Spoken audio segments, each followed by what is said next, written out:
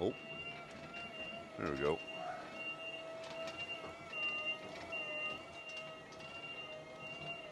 Oh, looky there. Apparently we got a leak in the roof too, huh? That's nice. Uh-huh. That'll do. Hey guys, and welcome back to Dan's Pro Shop. Today, we got a little bit of a side project here. We got us an electric scissor lift that isn't doing half of its primary function. Lifting. Obviously, it's still driving and steering just fine, it's doing that, but we've lost the up and down function for whatever reason.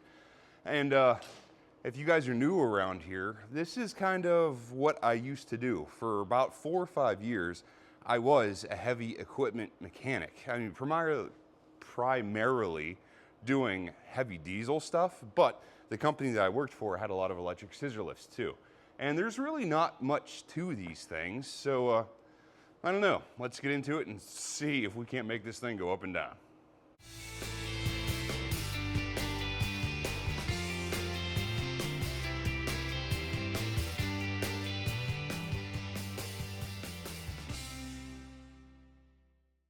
So guys, in case you are new to scissor lifts, this particular one is a Skyjack 3219. I have no idea what year it is, 2000 something. I mean, this thing's still in pretty good shape. I got this used from Skyworks Rental Company, and honestly, like buying these used, it's not that big of a deal because there's not much to go wrong with these things. It's just 4 like deep cycle 6-volt batteries wired in series, and electric motor and a hydraulic pump. Like, there's really not much that goes wrong with these. There's not many moving parts. I mean, yeah, we have hydraulic motors that run the drive tires and a cylinder that steers them. Other than that, it's just mechanical pins and bushings and everything. And if you have one of these that strictly lives inside, these things can run forever if you arguably take care of them, but there's not much to take care of. I mean, you throw it on the charger and like take care of it. These things will run forever. And in case you guys are unaware, the model number 3219, this is pretty much a synonymous thing, or unanimous, whatever you want to call it, among all electric scissor lifts. Like, I don't care if you have JLG, Genie, Skyjack, whatever. These numbers notate what this machine is. So this particular one, 3219. 32 meaning that this thing is 32 inches wide, so it will fit through a standard residential or commercial or what, a regular man door. It's 32 inches wide, so it'll fit through a door. The 19 means that the deck height here, where your feet are, will be 19 feet off of the ground. So let's just say, I don't know, you have a 3230. That means it's 32 inches wide and 30 feet tall. That's just the way that these work. And boom lifts are kind of similar. Let's say you have a JLG J460. That means you have a jib and it's a 46-foot boom. That's kind of the way that these aerial lifts work. But either way, now that we got our little lesson out of the way, like I mentioned, this thing, it's not going up and down, but it does drive. So that takes half of my diagnostics out of it immediately. I know that the control circuit is working, at least 50% of it. I know that the hydraulic pump is working, so I know there's not a problem with the electric motor or the hydraulic circuit, like it's actually working. So this kind of leads me to believe that either A, I have an issue with the switch in the control box, because I know it's not the joystick because it drives. So there's a selector switch up on the control box that I'll show you that allows you to select between drive and lift. So it might be that switch, might be as simple as a stupid toggle switch, or a relay down here, I'll show you down in here, or perhaps the solenoid valve that controls the lift cylinder. So I don't know, we'll get into it and I'll show you more about the guts of these things. So when it comes down to working on these things, there's really not much to them. There's a stupid little latch here on the side, you open, and this guy here is the brains of this operation. I'll show you what's up. Alrighty, let's throw some light on the situation. So right here off the bat, now keep in mind all makes and models are different. They're not exactly the same, but at the core, all electric scissor lifts work the same. It's an electric motor, that runs a hydraulic pump. Usually uses ATF for hydraulic oil because it's a lower viscosity, and it has detergents and stuff. It's like way less harsh than hydraulic oil. It lasts for way longer. So honestly, like, unless you have a problem or a hose blows or you need to rebuild a cylinder or something, the oil that's in this thing will last freaking forever. Either way, right on the top here, we have a beeper. So that's like your up and down beeper or your moving beeper, whatever. Just an audible alarm to let people know that this thing is moving around them so they can pay attention. You wouldn't believe how often that's a thing. Anyway, we got a couple circuit breakers here right on top, and neither of them are popped, so that's good. That lets me know right there that I don't necessarily have an electrical issue, or at least a short to ground or an overcurrent. And then next to this thing, we have an hour meter. Now, with scissor lifts, hour meters are more like suggestions than an actual hour meter, because this hour meter is not on the entire time the scissor lift is on. This hour meter only runs whenever the motor is running. So if you have the motor activated for steering or driving or lifting or whatever, this meter only runs whenever this motor is running. So you could actually like use this scissor lift and beat the dog snot out of it for 8 hours a day, but only accumulate 1 hour on the meter. So that's a thing that a lot of people don't know, but now you do. Now underneath this lid here, pull this up, here's the guts. You can tell that this thing is older because we've got a lot of clicky-clacky 5-pin relays in here, which, I mean, this is still pretty much a normal thing, but honestly, I like it because it makes it way easier to diagnose. So here we got the base of our hour meter. These are those circuit breakers, an alarm. We got some control relays for different circuitry and whatnot. This guy here, hydraulic tank, like I stated, with a filter in the tank. These things almost never get changed. That's just kind of the way it is. But hey, you know, you maintenance your stuff the way you want to maintenance it. Down here, we have the electric motor. I'll give you a little bit better shot of this thing. It's just, trust me. We have an electric motor. We have a hydraulic pump behind it. And then we have our main valve stack. And then this is like the main pressure valve. So like, in order for anything else to work in the stack, this valve has to open first, which I know that this one is working because we can drive and steer.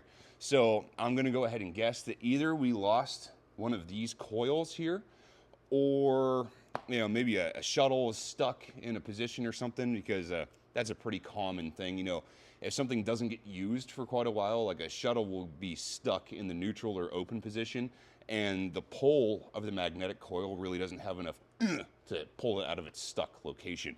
But I don't know, maybe it's something as dumb as one of these relays went bad, or like I mentioned, the switch up top. Here's just a little bit better view of everything so you guys can see what's going on. Honestly, there really isn't much happening here. These are simple machines. Like this guy here, this is the main contactor. So whenever you activate a movement, steering, lifting, whatever, this guy comes on to activate the motor. And whenever that thing's running, it's pumping fluid, you know, and then whenever you select a function, that's where it's supposed to be diverted to and operate. Now that we kind of have a basics understanding of the control side of this thing, let's go over to the, you know, the guts, where this thing gets its go from.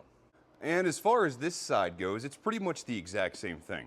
You got a little release latch here, pull this thing open, and now we have our battery tray. Now, like I mentioned at the beginning of this, and you may have caught it, I mentioned that these things are 6-volt deep cycle batteries wired in series. I realize that a lot of people don't know what that means because like you kind of got to be in this stuff to know it. Wired in series, meaning the positive of one battery goes to the negative of the next. The positive of that battery goes to the negative of the next. Blah, blah, blah, blah, so on, so forth down the line. The other way to wire things is something we call parallel. That would mean positive to positive, negative to negative, positive to positive, negative to negative. Now, the meaning of doing this is that you can either keep the voltage the same if you wire it in parallel. So let's say we have 4 6-volt batteries here. So if I wired them in parallel, positive to positive, negative to negative, all of these batteries would output 6 volts. The voltage stays the same. But the caveat with parallel is your voltage stays the same, but the amperage goes up because you are now using the ampacity of all of these and the same source voltage. So whatever these things are, I don't know, these are 225 CCA. So we would then have 6-volt output with 225 times 4 for your amperage.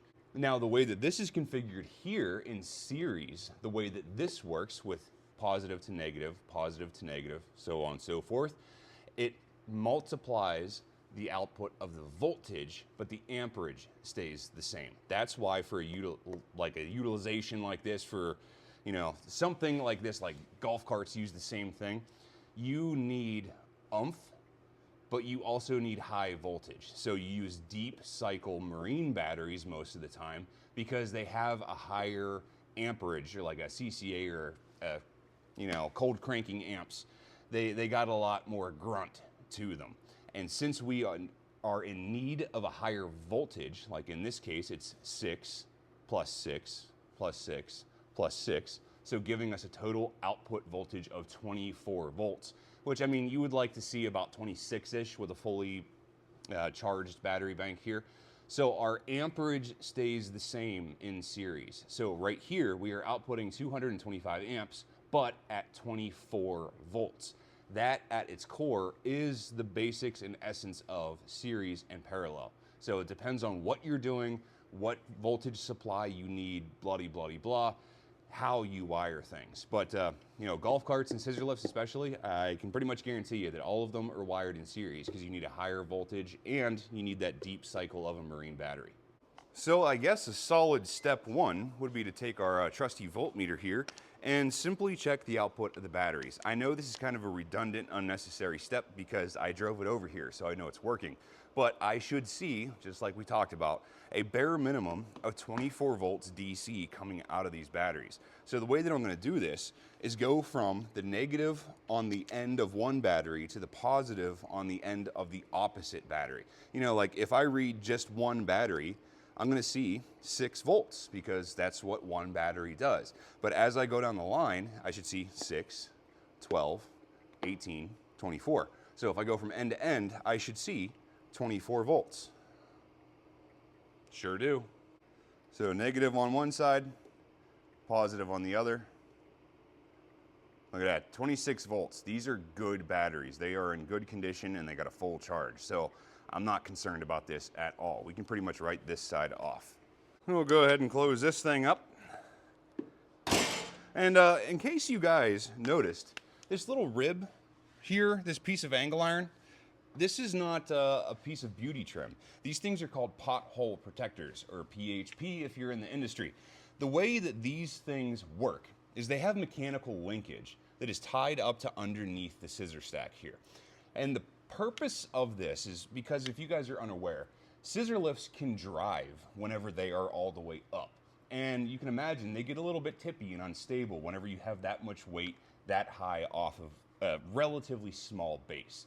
So whenever this thing gets, I don't know, probably let's just say a foot off of its stacked position here, these bars go down to about maybe half an inch off the ground. And then they lock in that position. So God forbid you're driving this thing when you're all the way up and you drive into a pothole. The machine then does not drop this 2 inches from the base of the tire to where this is now. This thing lowers to protect you from a potential tip over from a pothole. So this thing would go down to just barely scrubbing the ground there. And, so if you do fall into a hole, the machine rests on this bar and it doesn't boom. But hopefully I can show you that by the end of this, but we have to activate the lift for this to work. But that is a very normal thing for scissor lifts. Almost all of them have it, at least electric ones. Off-road ones really don't. So we'll go ahead and jump in here, see what's going on. All right, we have the key turned on. The gauge is telling me we got a full charge, cool. Got the selector switch. I know you can't see it, but you can hear it.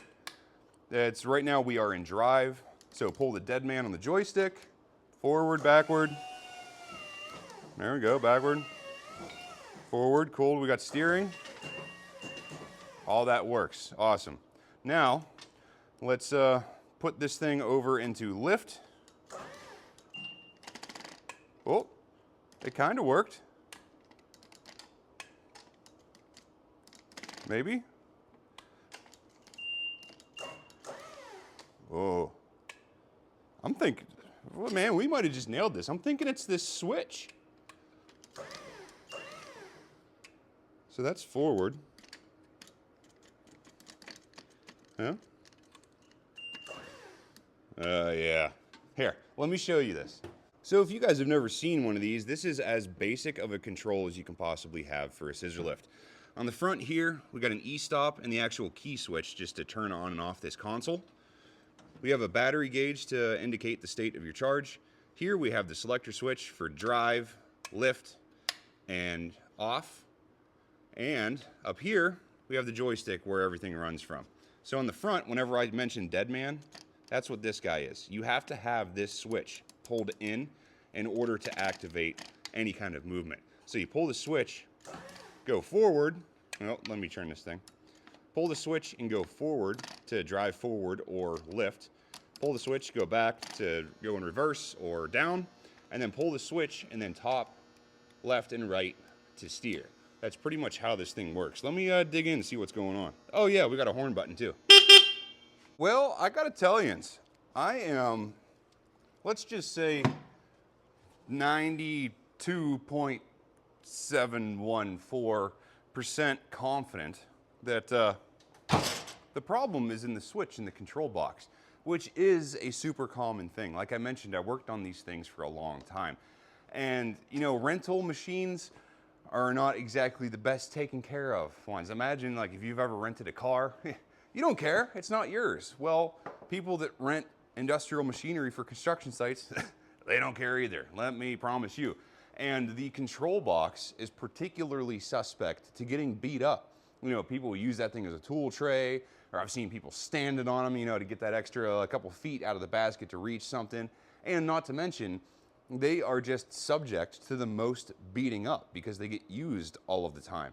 That joystick switch is usually the one that bites it because it gets used the most. But that selector switch, it's a simple 3-position switch. One position to drive, one position to lift, one position off. So I don't know, I don't think I have any, so this might be, we got to pause and order one, but I don't know, I'll see if I can't just bang it around and get it working. So let's get back up in here. Make sure everything's on. E-stop is out. Let's see. Drive position. All that stuff works.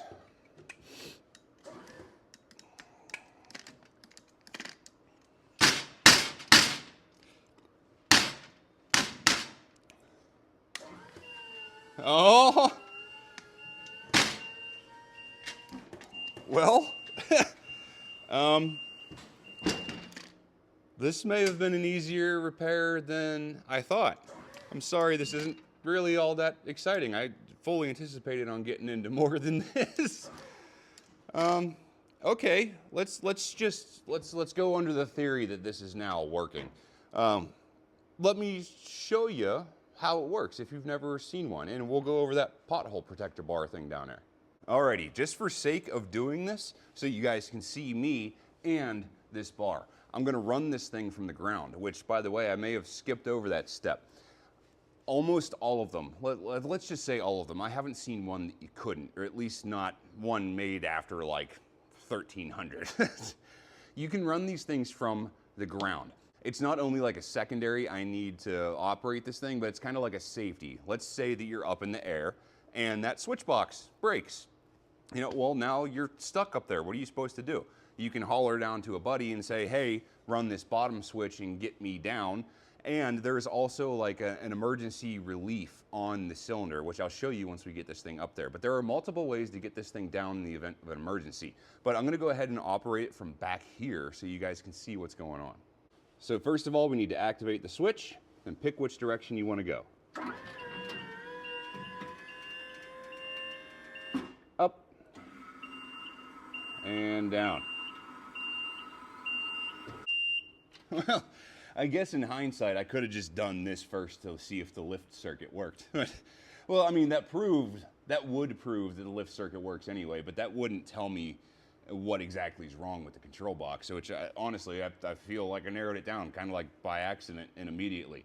And don't take that for granted. I mean, that never happens. If you guys are mechanics or sparkies or do any kind of diagnostics or technician work, that never happens. So let's just, I don't know, take that one for what it's worth. All right, so now we're gonna run this thing again. I want you guys to pay attention to this pothole protection bar and watch how the basket lifts and that lowers.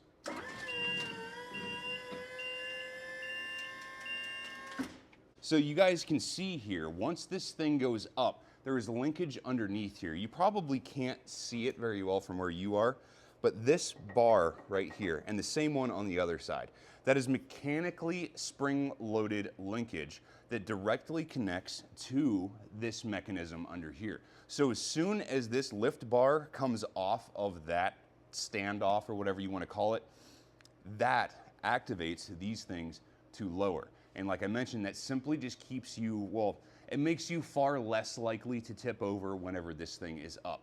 And whenever it comes back down, this cross beam hits that actuation peg thing and then raises these so you can drive easier. I'll show you what I mean.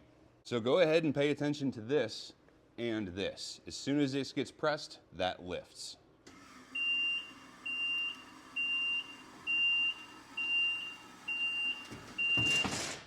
And that is simply how that works. Now I'm gonna go ahead and lift this thing up all the way just so you guys can get a little taste of what's going on here.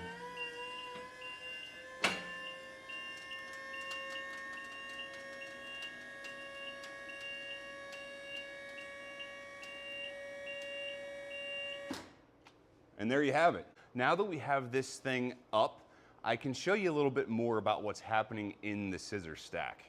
Now, please excuse the lack of light here. I know it's a little dim where we're at. It looks way worse on camera than it actually is. But you guys can see this get up right here. This is what we call a cam setup.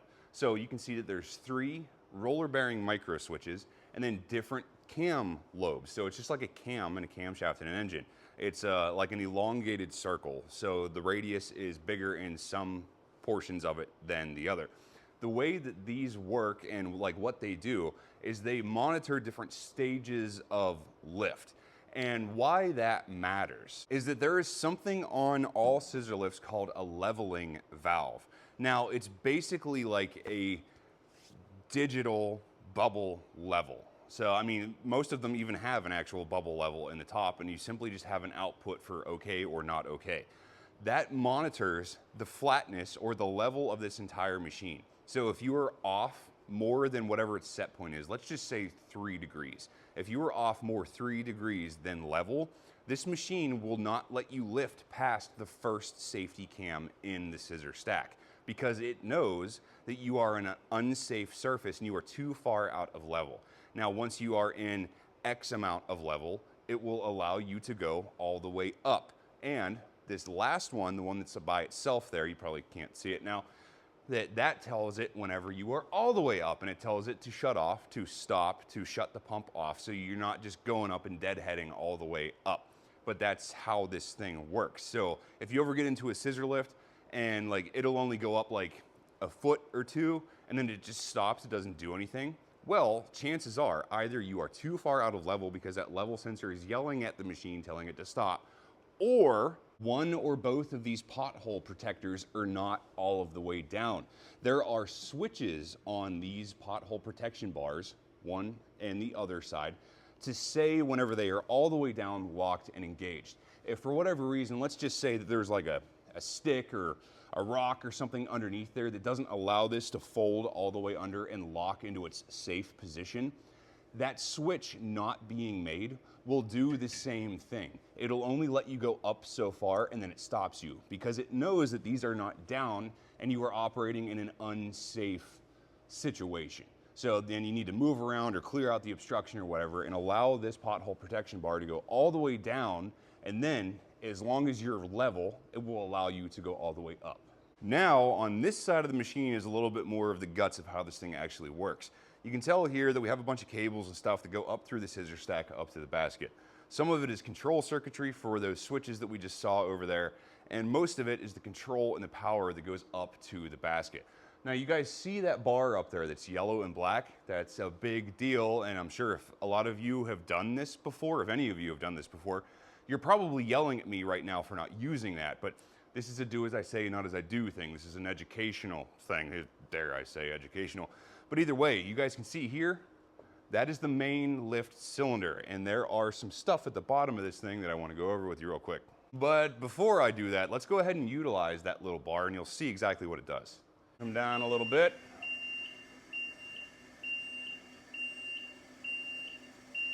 All right. So what this bar does, it is simply a safety jack. So you can see that I removed it from its stowed position and now it just hangs vertically or plumb. And what this does is it has a cradle on the bottom. It will go down, hit this bar right here, and mechanically lock this stack. So it cannot lower anymore. It's mechanically locked against itself and it will not lower anymore. This is like its service position. So if you need to work on this thing for an extended period of time, like repair wiring or replace a switch or a valve, like primarily if you need to tear out this hydraulic cylinder to repack it or repair it or change a hose or something, this is what keeps this thing in a semi-raised position, but safe, so you can continue to use it. So now that we have this thing lowered, let's go ahead and continue to lower the machine.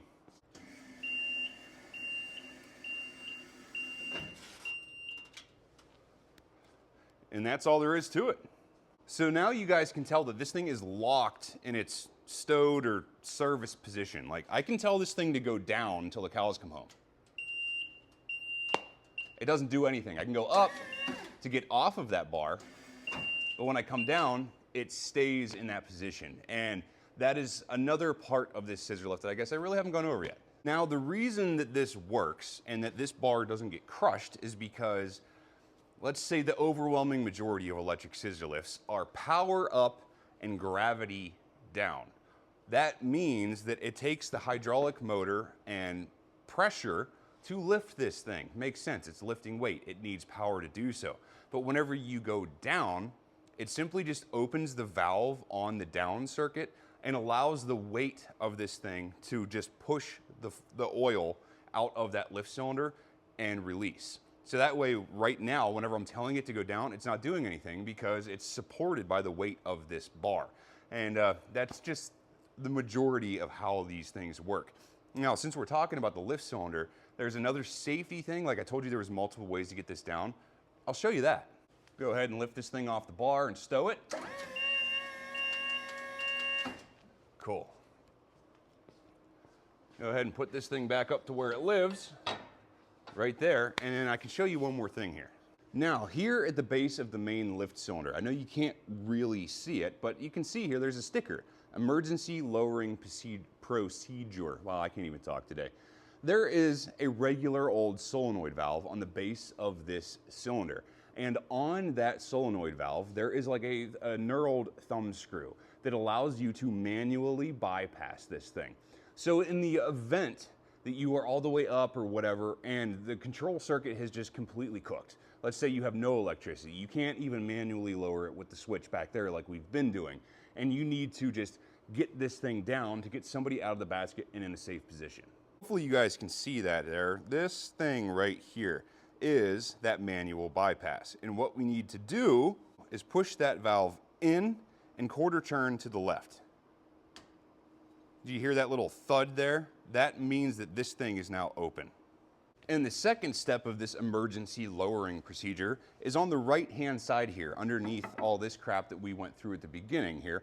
There is a big red knob. Once you have that knob, that solenoid, that valve bypassed on the lift cylinder, you then pull this knob and manually get it to lower. That's how this thing works. So it completely bypasses all electronics on this machine and simply just uses two manually actuated valves to get this thing down in the event of a complete electrical loss or emergency. Now, to undo this procedure, we simply undo what we did on that valve. So we reach in here, push it, quarter turn to the right, it re-energizes that valve, or like allows it to work the way that it's supposed to. And now we can use the controls again. Up, down, down, up. But yeah.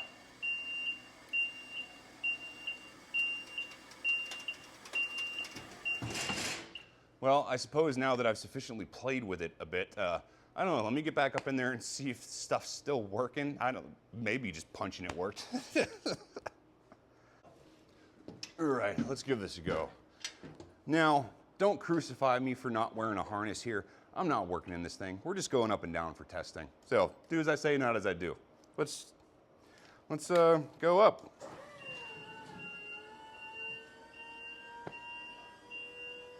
Seems like it's working to me. I can't believe this, really. This never happens.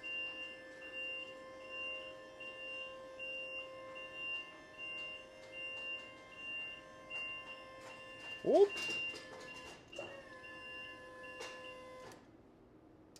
And there we go.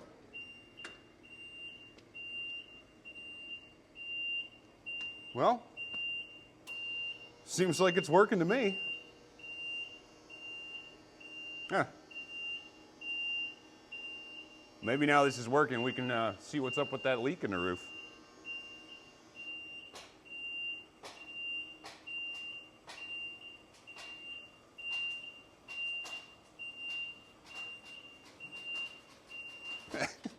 You guys ever see that video with the dude on the scissor lift sitting on a case of beer running from the cops? Huh? Maybe I'll come down.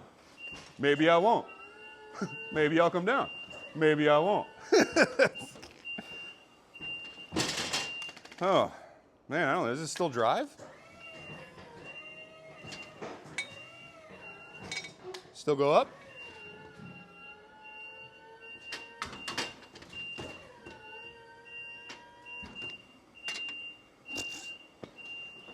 I don't know.